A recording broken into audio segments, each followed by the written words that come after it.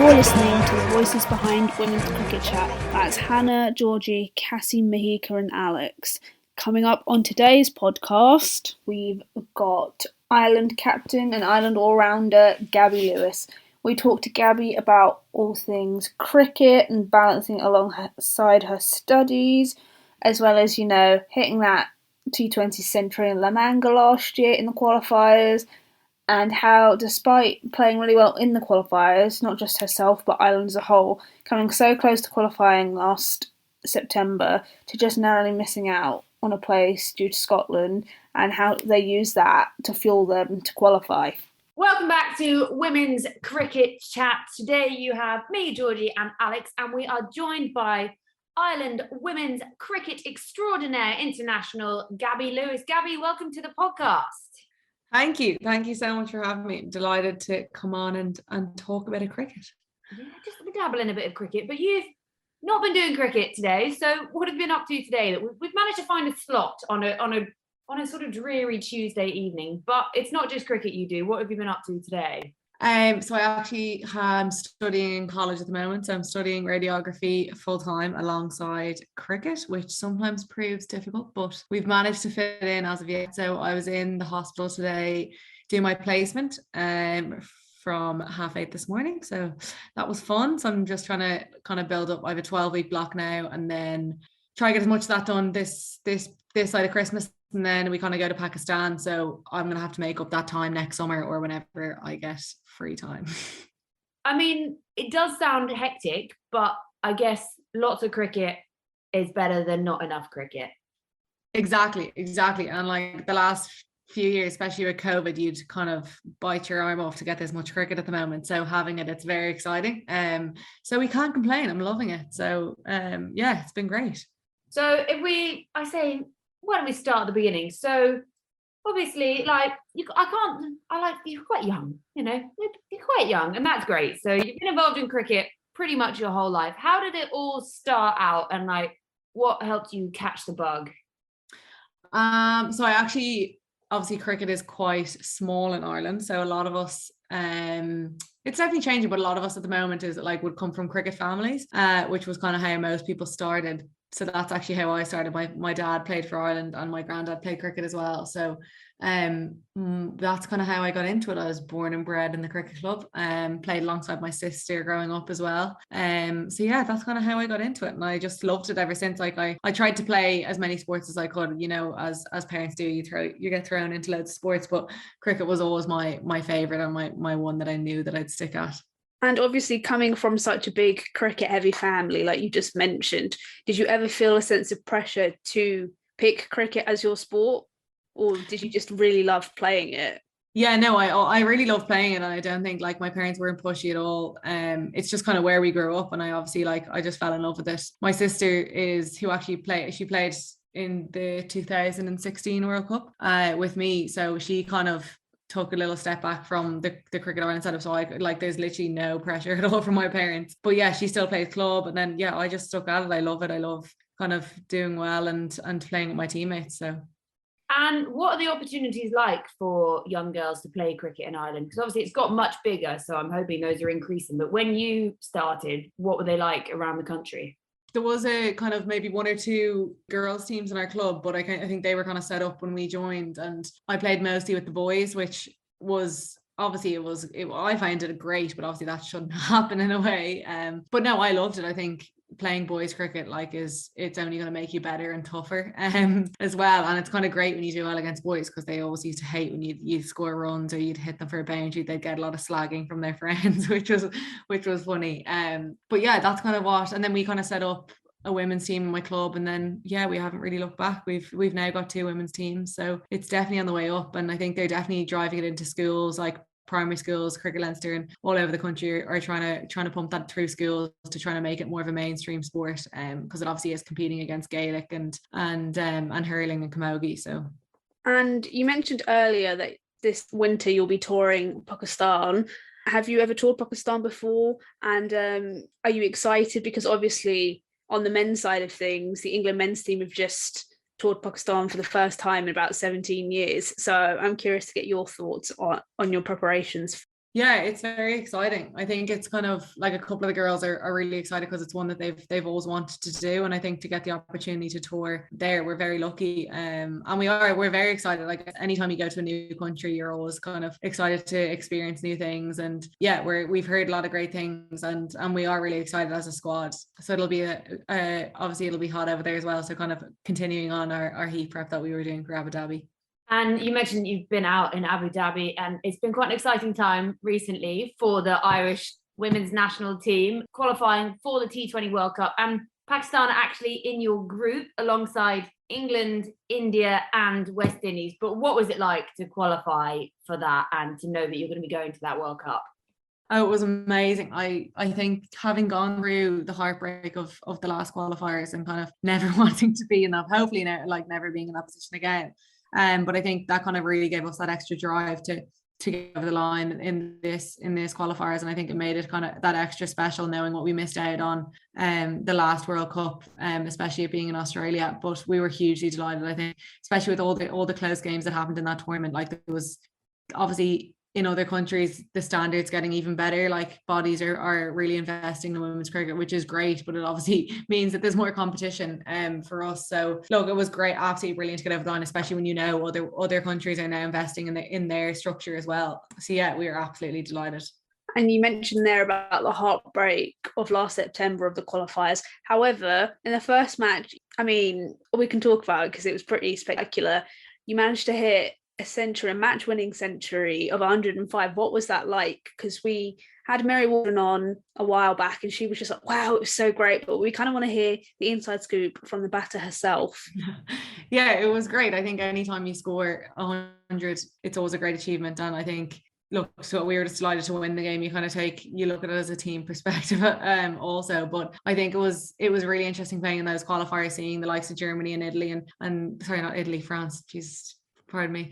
And like seeing countries like starting up, I guess they don't have as much as we have, and I think it's really good to see them coming in and they're learning from us as much as we're learning from some of their players as well. So it's great to see new countries come into those qualifying tournaments. But yeah, obviously it was great to score a century. Just delighted. And talk about that like investment into the women's game. 2022 was a really big year for the Irish women's national team with central contracts introduced for the first time. How much did that mean to everyone involved in it, and what does that mean going forward for you guys? Oh, it means so much. I think it's something we've been pushing for like ages and ages. I think you can only go so far without like having them in place. It's only so much you can train, as like when you need to decide whether it's either I need to quit and earn money, you know what I mean, or you kind of stick at it and not live, like you're literally not able to live without it. So I think making that step now, and it's great. I think they've got it really well. There's like whoever's in college, you kind of have like a part-time one as well. So I think it works for everyone, because unlike other countries, I think we've got a lot of young girls, a lot of school girls as well. So kind of it's not going to be a one size fits all. It's going to be an adapting. And I think they did it really well. But yeah, it just means that like we had girls working like 14-hour days and our days off, or they're training, working from 9 to 5, coming to training. Like it's just you just don't get the quality of training that other countries would be getting. So I think when it comes up to the competition, you're absolutely wrecked. But I think them coming in now, I think we're just focusing. It means you can also focus on your recovery, your preparation, and I just think the quality of training is obviously a lot more as well. But yeah, so it has made a massive difference. And you talk about lots of youngsters coming through. I mean, you're not exactly long in the tooth yourself. God, I sound middle-aged with phrases like that. But so you made your debut for the Irish team at 13, am I right? And then a T20 debut at 15. What was it like being 13 and making a debut like that? That is like unfathomable to me, that age. Maybe because I am getting old and I can almost see my own grey hairs these days. But what was it like to be playing on an international stage like that at such a young age? And has that stood you in really good stead now to help out those youngsters as they come through? Yeah, I think, to be honest, I can't really recall a lot of it in my younger years. I'm so bad. My memory is awful, but it's obviously great to have that experience. But it does feel weird kind of when you're like in that kind of leadership role, being so young as well. But I think I do have a lot of great people around my age as well. So like, I'm not really the youngest. Like there's obviously young Amy Hunter as well, who's like 16. So it is crazy to see the talent that we have coming through. But yeah, I guess just learning from how I balanced it, especially with school and college, and kind of I'm not the only one in that boat. And I think, yeah, as much as I can teach the younger girls, I would obviously love to share on any tips or anything that I can give. And just on your debuts for Ireland, I believe you made both of them against South Africa. So what's it like, first of all, making your debut and against opposition like Marizanne Kapp, Donna van Niekerk and Lizelle Lee, who was playing at the time? That must be quite daunting for someone so young. Yeah, it was. I think we did play, I think it was when I was maybe 14 or 15, we played a series at home against Australia, and I remember being so like starstruck seeing like Perry and Lanning walking down the stairs, like, and we actually played a game in my own club, and I just remember it being like such a whoa moment, like but no, it was great. And I think especially getting to play the likes of them at home and in clubs that you play your club cricket like week in, week out, it does feel a bit surreal. But yeah, it was obviously great to play against those top opposition so young. And then actually, obviously, we met at Fairbreak earlier on this year. You were playing alongside and against some of the biggest names in the world in, associate nation, but like full nations as well. What was that like for you, representing Ireland in that competition, but then being alongside and against some of the biggest names around the world, and then some that we got to discover as it went along? What was that like for you in your game? It was great. I think like you kind of went into the tournament not really having any expectations, because obviously the first tournament of that nature, and I think going into it, like, you just have to be open-minded, and I think everyone that went, we just like was open to just like sharing any information or anything that we have, any tips for each other, no matter like how long you've been playing cricket, or if you're fully contracted or whatever it is. I think we're all there for the same reasons, and it's kind of comes down to like how much passion you have for the sport, which was great. And to see how many, like, all the countries coming together, like people you didn't even like, countries you didn't even know played cricket. So it was a really like eye-opening tournament, and it's really exciting, and hopefully it'll get even better year on year, which is really exciting to see. And you had some great performances in that. There was a player of the match performance as well, and you're opening the batting alongside Elise Villani. So what did it mean for you to be able to go out there and be like, look, this is what I can do on the global stage, playing against players from 35 countries alongside the likes of Elise Villani, but I'm still the player of the match? It must have been quite nice to be able to sort of stamp that on the tournament. Yeah, it was really enjoyable, and I think it especially kind of makes you like go home and kind of want it more and want to be kind of at their level as well. I think that's definitely like, it's kind of going there and seeing they're kind of obviously a level above me, but like kind of drives you to be like, I'm like, you're actually not too far off. And I think I'd say that's for the majority of people that went there. I think we're all obviously there for the same reasons, but I think you're also wanting to be at their level as much as anyone else. So yeah, it was like coming back from it, I think it was really eye-opening, and I really enjoyed it, and hopefully I can take part in it again next year. Do you love a little bit of a franchise tournament? Because obviously last year you came in as a sub in the 100 for Smriti Mandana. So, what's it like to play in the 100 firstly for Southern Brave? And did you get to at all chat to your Ireland counterpart, Paul Sterling? Yeah, it was brilliant. I think it was obviously a huge surprise receiving the call from Lottie. I literally couldn't speak. But no, it was great. And I think the whole team were so welcoming. Obviously I came in quite late, but I got on so well, and I obviously then played a few Vipers games after that, which was a great experience as well. But yeah, it's obviously give me that hunger to kind of want to go back year on year as well. So yeah, I guess just keep working hard, and hopefully I can hopefully make it in again next year, fingers crossed. And you're obviously accustomed to wearing green anyway, so maybe that helped. What was it like then to come in for the Superchargers this year? So you had to change franchise, change colour, change who you were partnered, who you were playing with and being coached by. Is it quite a difficult change, or are you just like thriving on being in that? To be honest, I think I was just very like fortunate to get an opportunity again. I obviously didn't do as well as I'd hoped, but to get that opportunity again, I was really grateful. But it was actually really funny playing against them as well. I didn't play, but just seeing them like there, it was really weird. It was like, what, am I not meant to be on that team? You know what I mean? But no, it was really cool. It's such a cool tournament, and I think even like playing in the game like this year compared to last year, seeing the increase in crowds, it's just amazing. That was kind of something that I was really like shocked by the increase in the crowds, and it's great to see. It's only going to get better as well, which is really exciting. Out there waving the flag for Ireland in these tournaments, do you think that there's going to be more opportunities for players from Ireland to come across and get involved in these, because there is some really good talent coming through, isn't there? Yeah, 100%. I really hope so. I think we are at a slight disadvantage compared to the likes of Netherlands and Scotland being counted as international players. But I think we do have some really good talent coming through. And I think all you need is one or two people to just take that step and give one of us an opportunity. I think it's obviously difficult going against the top nations, but once you take your opportunity, I think they'll realise that there is some great talent in Ireland.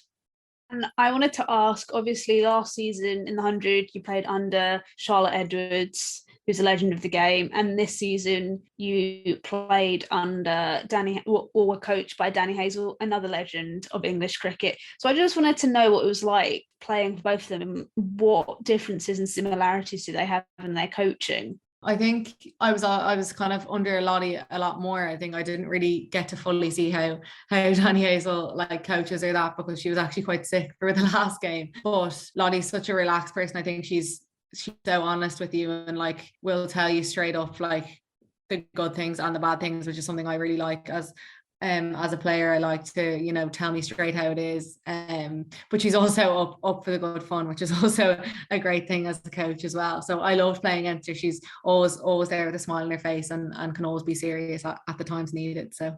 And did she give you any tips on your off spin? Because we know with Vipers captain Georgia Adams, who was really proactive in trying to get her to bowl more.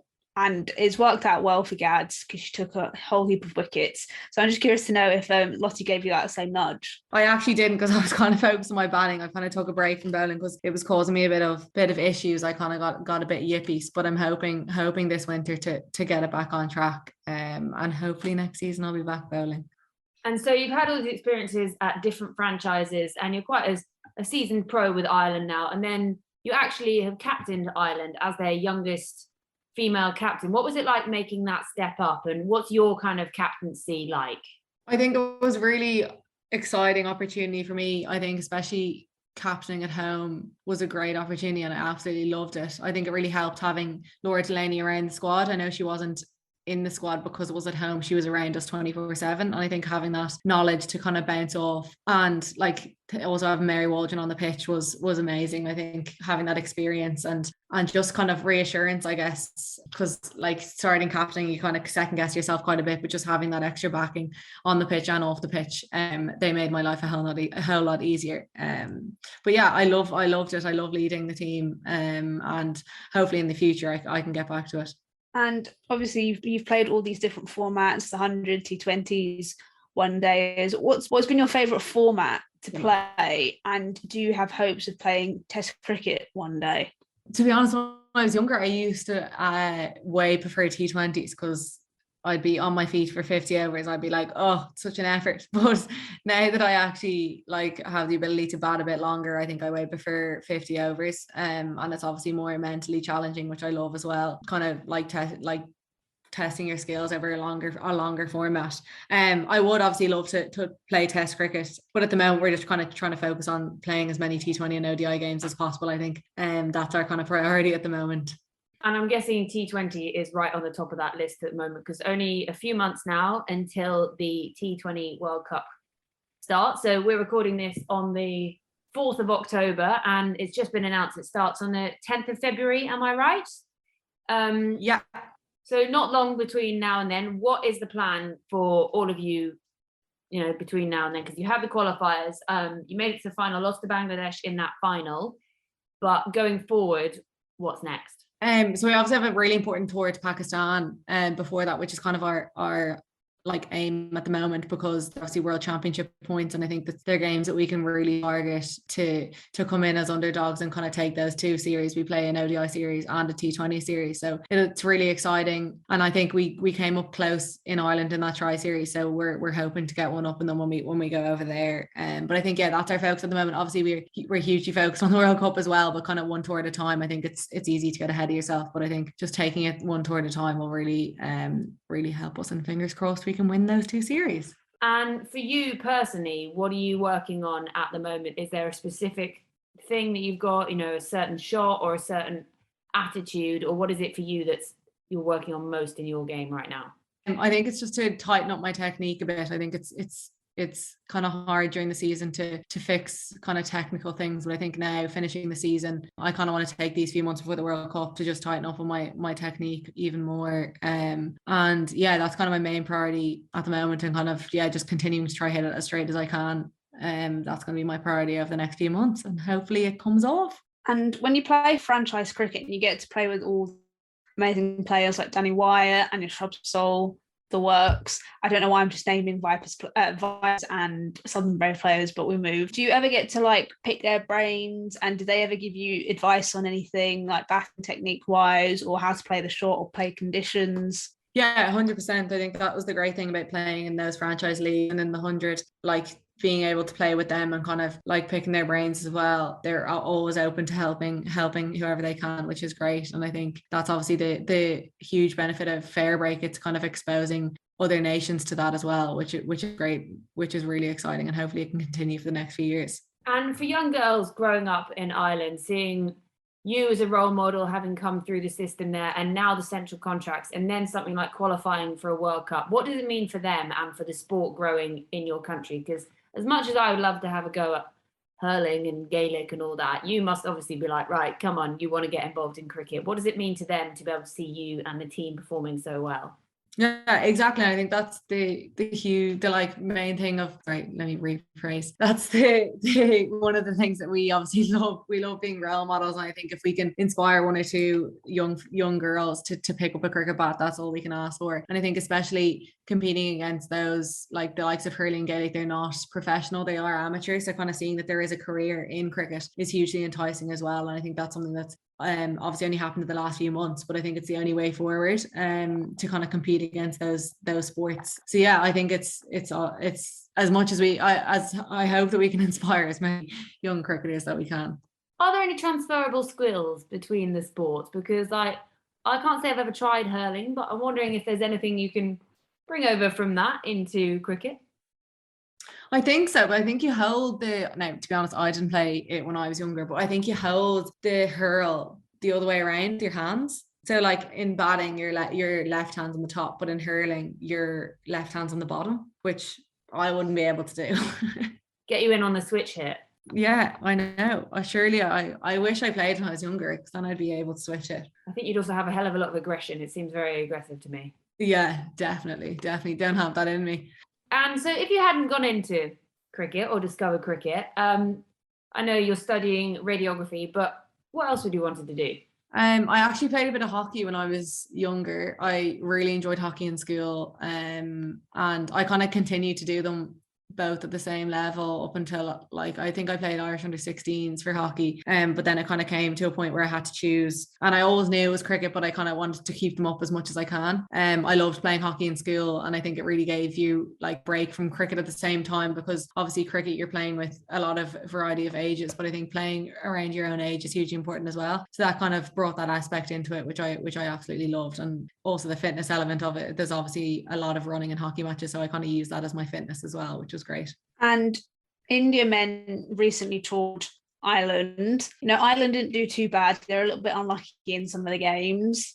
So it must be so nice to see large crowds for that. Do you hope one day on the women's side you'll be able to play not only India but England, who I believe are coming next summer, and have these big crowds? Yeah, of course. I think they are getting bigger, the crowds in women's sport, and I think it's only going to get bigger in the future as well. So yeah, that obviously is. I actually was at those games, and it was amazing to see how many fans turned out, especially in the rain. I think the first one was absolutely lagging, and the fans hung around and stuck it out, which was great to see. And hopefully we can get those kind of numbers for our games in the future.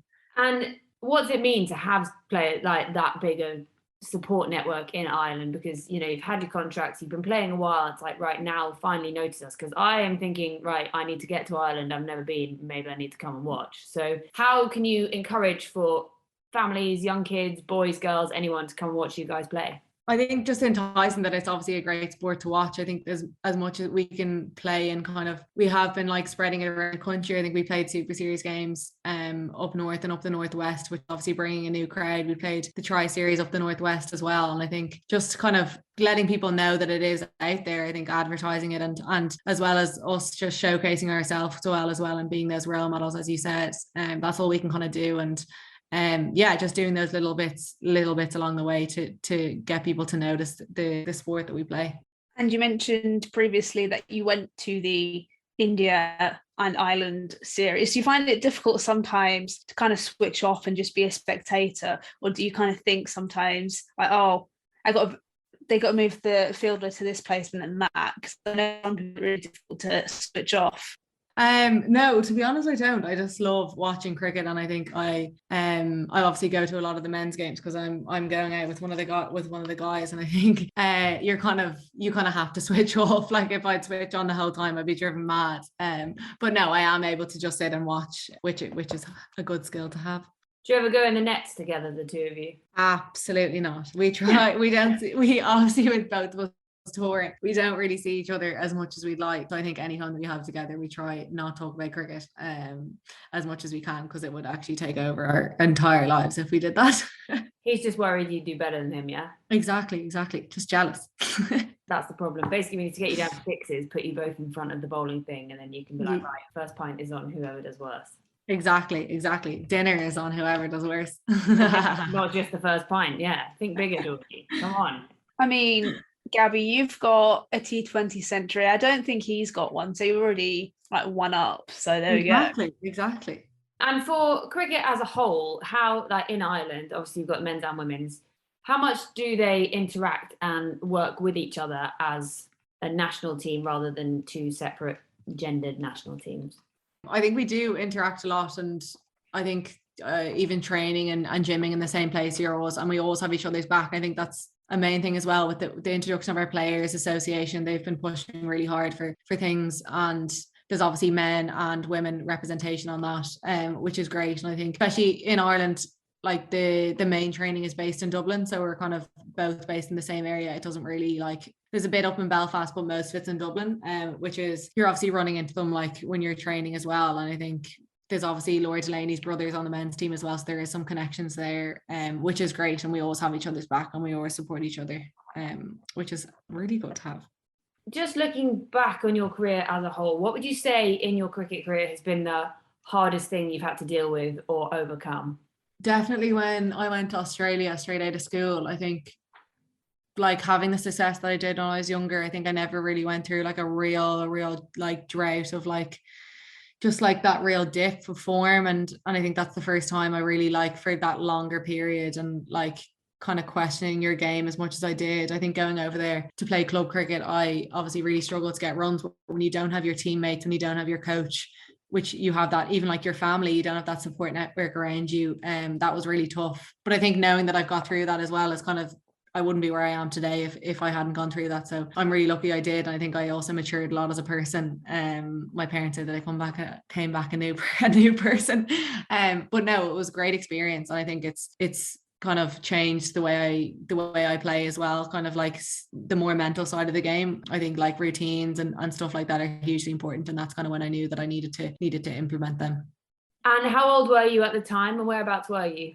So I was just out of school, so I was 18, and then I turned 19 when I came back. So it was just before COVID, and I was based in Melbourne. I played for a club called Paran, which I really enjoyed. The club were amazing, but just didn't do as well as I hoped to do. How is it sort of traveling during COVID times? You know, like last season, obviously in the 100, I don't know how strict it was for Southern Brave, but for London Spirit, very strict, weren't allowed to even mix with the men's team. So how difficult is it to be in a COVID bubble? Because I think people really kind of underestimate COVID bubble life. Oh, it was really difficult. And I think it's more just you don't have that like moments where you can switch off from cricket. You're kind of like, you can't get out of the hotel, like you're constantly thinking about cricket. And I think when then it comes, or when things aren't going as well as you'd hope, you're kind of like, get me out of here. You feel kind of like cabin fever. But kind of coming out from that, I think we're obviously it makes you cherish every tour that you go on and the places you go, and being able to see the world. So there's also some positives. And what kept you sane in the bubbles, and how do you switch off from cricket? How do I switch off from cricket? You're allowed to say things like Love Island. We won't judge. Oh, absolutely love Love Island. Anything on Netflix, that's the go. What else do I love? I love British Bake Off. Anytime that's on, I'm hooked to that. That's on in like an hour and a half. I know, it's on Series Link. I'll be watching it when I can. And yeah, I guess coffee, and kind of I love just spending time with my teammates as well. I think I struggle to spend time in my own company, so I always love being around people. Are you one of those players who enjoy like going to coffee shops and like trialing out all the different coffees? Because we have had some, that are coffee aficionados, but some who just don't care. So I'm curious to know your thoughts. I do love going for a coffee. I wouldn't be saying I'm like a coffee fanatic, but I just enjoy like going for a coffee and kind of the social aspect of it as well. Yeah, I'd say I do love coffee, and there's quite a lot of us on the team that love coffee, so it's a bit of an outing. Coffee or Guinness? Yeah, definitely coffee. I actually don't really like Guinness at all. Maybe we'll cut that out in case they don't let you back into Ireland. Yeah. Literally. The real question is though, coffee or Baileys, or Baileys in the coffee? I think just plain coffee. I think, no, I'm not really a Baileys fan either. I went past the coffee shop this morning. It was 9 o'clock and they were serving Baileys lattes. And I was like, it's 9 o'clock on Tuesday morning. Who'd be drinking the Baileys at 9 o'clock? Yeah, I didn't buy one. No, I actually didn't. But I was like, ooh. You kind of want to try it though. Maybe not at 9 in the morning. I was like, I just need straight coffee right now. But yeah. Yeah. So obviously coming up, you've got the Pakistan series. Who are you looking most forward to playing against during that? Because they've got some really good names in there. Obviously, some of them you saw at Fairbreak, and then others we might not have seen so much of. I think I'm really looking forward to playing England in that opening game. I think we haven't played England in a few years now. And I think I'm looking forward to seeing how we go up against them. And obviously having played with and against some of the players in the 100, I think it'll be really exciting. I think, Ireland are in with a good chance because England is sort of going through that transition period, and they've been good, but they've not been as consistent as they would like. So it's fair game. 100%. And I think that's the beauty of a World Cup. You're kind of, especially for us, you're coming in as the underdogs. You've absolutely nothing to lose. So I think we can definitely turn over a few teams. And I mean, if the 2011 World Cup is anything to go by, when Ireland men beat England men, then, anything is possible. Exactly. I think you go into every game trying to win it. And I think we're definitely confident that we can hopefully turn over a few teams. This is where I find it difficult because I'm an England fan, but I'm a Gaby Lewis fan. So then what do I do? I guess it's a win-win situation, so it's fine. Exactly. It'll be a good game to watch. So fingers crossed. Yeah, I think it will be one of those that I'm hoping it gets a lot of attention because it deserves it. And it's the kind of thing that, obviously it's not exactly far for England and Ireland to play each other. So would you like to see more maybe bilateral series between the two? Definitely. And I think it's obviously so close, as you say. I think there should definitely be more games between us. I think hopefully we'll turn them over in the World Cup, and then they'll realise that they should play us more. To be fair, we could get like a tri-series going between England, Ireland and Scotland. If we can do that for like India, Australia, England, which I think is a little bit pointless other than it being a Commonwealth tri-series, and we can definitely do like a UK one. Exactly. I 100% agree. So I'm thinking it must be quite a big highlight for you to qualify for this World Cup. But aside from something like that, what would you say has been the highlight of your career so far? Because I'm saying so far because I like to think there's a hell of a lot still to come. But what's it been so far for you? There's one that was recent that I'd say maybe it's just because it's in my mind because it was in the summer, but receiving my 100th cap for Ireland was a great occasion. And having my mum present it to me was also so lovely. Having her like come over to Holland and present to me with my cap was hugely special, and I think it also meant obviously a lot to her to be able to travel. And yeah, I think it was a moment that I'll cherish forever. And you scored 92 in that game, am I right? I think so. Yeah, I think it was that game. Yeah, so it was a pretty good way to celebrate too, wasn't it? Yeah, exactly. Not quite the 100, but we'll hopefully get there one day. And then hopefully when Ireland are able to play tests, because obviously Ireland does have test status, then you can complete the set. Yes, fingers crossed. That would obviously be great one day, fingers crossed. And so you've still got a lot of balance for you to do. So obviously you've got cricket, you've got training, you've got life, you've got radiography. How do you manage that? I think one thing that I'm very good at is planning and organizing, and I think my communication is really good. I think trying to balance all this with college, you kind of have to be really, really planned and really organized with how you're going to plan your weeks and when you're going to get the time done. Obviously with my placement that I have to do, it's not like I can just get it signed off. I have to do it. So it's every hour you miss, every day you miss, you have to make up. So kind of just being really planned, being like getting in touch with my lecturers really early, giving them loads of time. And yeah, I think just being as open as you can, like being honest. If you do need a break, if you do need to step away for a few days, that's obviously hugely important as well. So I kind of just, yeah, I guess being as planned and as organized as I can. And how supportive have the lecturers been? Because obviously, when it's university stuff, they are a little bit hesitant in terms of like absences, but yours is obviously for a good reason. So I'm just curious to know like how supportive they are and like how willing they are to work around your schedule. Yeah, no, they've been absolutely brilliant. And I am on a sports scholarship, which does help. But yeah, they've been every lecture that I've had, I haven't had a problem at all. And through the scholarship, you do get an academic mentor. So if you do have any difficulties, they will help you along the way, which is huge benefit. But yeah, touch wood, I haven't had any troubles yet. But I am quite good at like contacting the right people and to allow them sufficient time to adjust as well. Is there anything that crosses over between the two? What do you mean? Sorry. Like between your college work and cricket, are there any kind of things that you can transfer into the other one? Not really. I guess just no, like I obviously have to do anatomy and things. So when I've got an injury, I'm like, oh, this might be my this or this might be my that. And then my physio is like, nearly. I'm like, oh darn. But yeah, no, there is a bit of that, and I guess just know more about the body, which is of benefit. And have you ever had any really almost horrendous injuries that you thought, how am I going to come back from this? No, touch wood, not as of yet. Hopefully I won't have anything in my career, touch wood. No, just a few niggles here and there, which have been managed well. So I'm very lucky. That's what we love to hear. Well, I think we like to sort of, I'm aware we don't want to keep you for hours because you've got places to be and people to see that aren't us and my Moomin kitchen. So we like to always round off with just a few quick fire questions, bit of fun questions. And we always like to go with, I like to think this would be different in Ireland, but what is your favourite item at a cricket tee? Item? Oh, it has to be scone and butter. With butter, yeah, I rate that. Rather than jam and cream, butter, thank you. Yeah, just butter. What's your favourite sledge, either that you've said or someone has said to you, or one that you've just heard? Oh gosh. Has to be when I think when I was in Malvern under 15s and you hear kind of like more blocks than Legoland. Yeah, I like that one. That's quite good. It's like I always go with swinging like a rusty gate is just such an oldie but a goodie. Yeah, no, they're just funny. Yeah, when we're like a send those bales to Wales. That one always gives me a chuckle. Yeah, that's fun.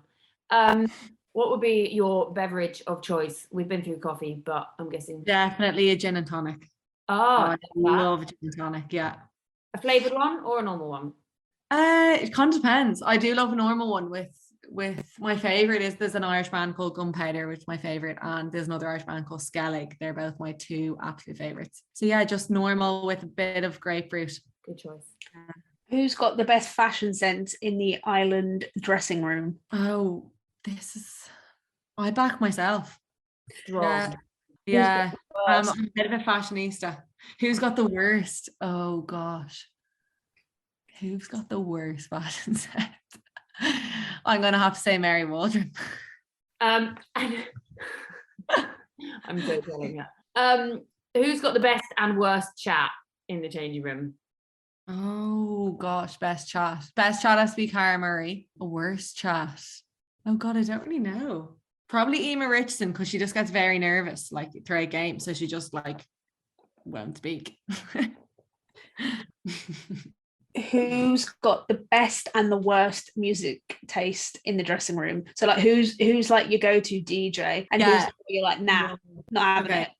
Cara Murray, definitely, she's always in charge of the speaker. Mary Waldron has to be the worst because all she plays is Paul Kelly.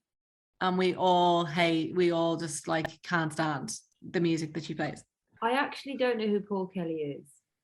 Neither do I. Neither do I, but I only know because of Mary.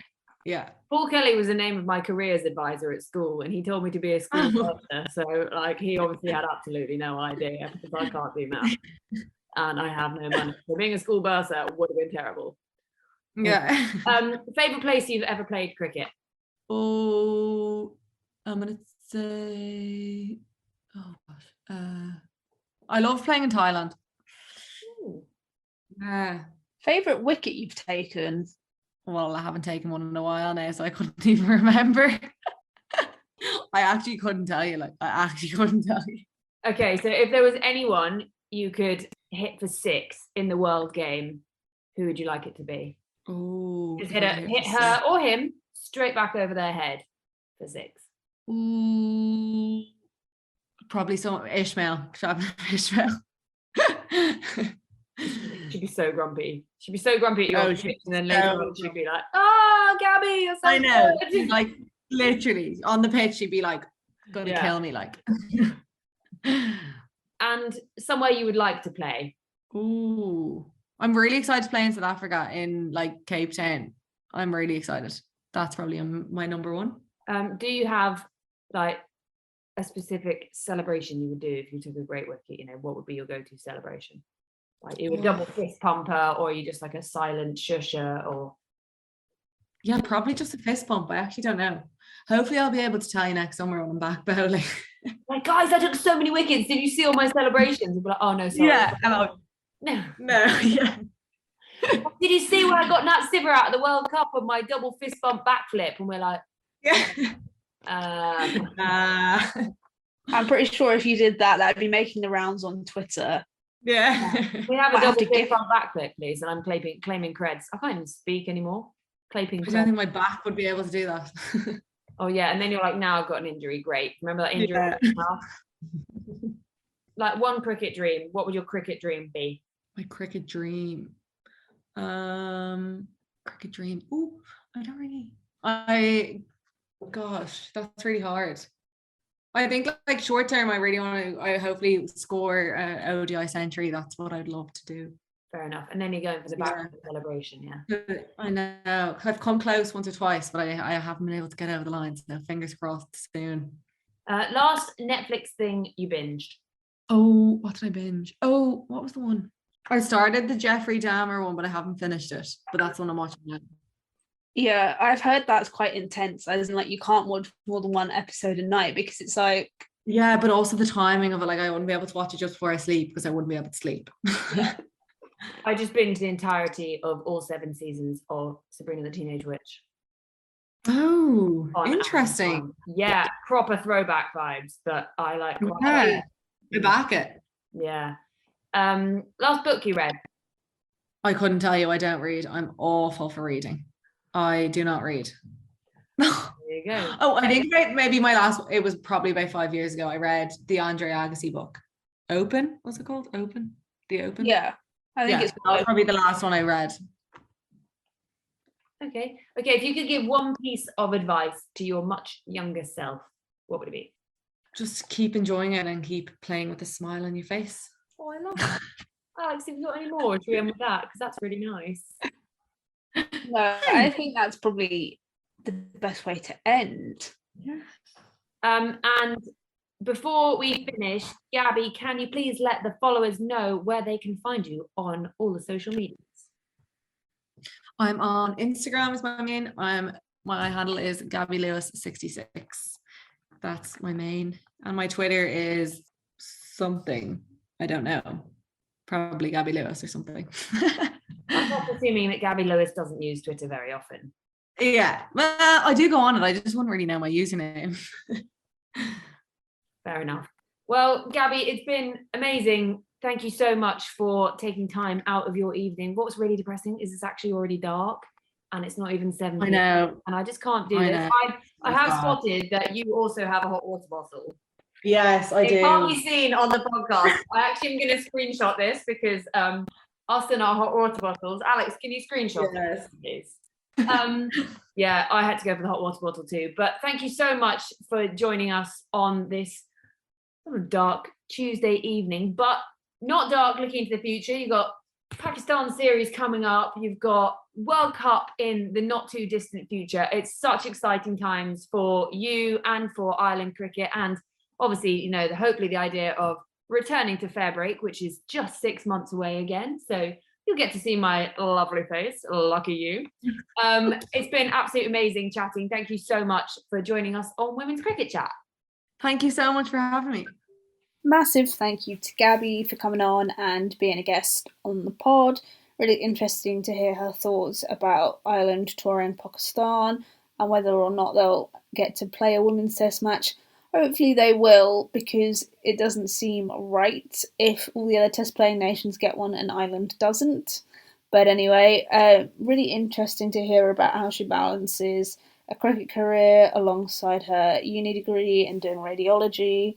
Takes a village, they say, and for Gaby that's certainly true. And, you know, fair play to her and to the rest of the Ireland cricket team helping put cricket on the map in Ireland. And, you know, hopefully it'll inspire more and more girls, not just girls, more children, young people to pick up a bat and start playing cricket. And to all our listeners, if you want to keep up to date with everything that we're doing, you can follow us on Twitter at WCricketChat, on Instagram at Women's Cricket Chat, and if you want to give us a like on Facebook, we are Women's Cricket Chat. If you'd like to give our personal Twitters a follow, then it's at HannahT1194, at Georgie Heath 27, at Cassie Coombs 98, at Mihika Barshni, and I'm at Alex Jane Pereira. This has been Women's Cricket Chat. Tune in next time.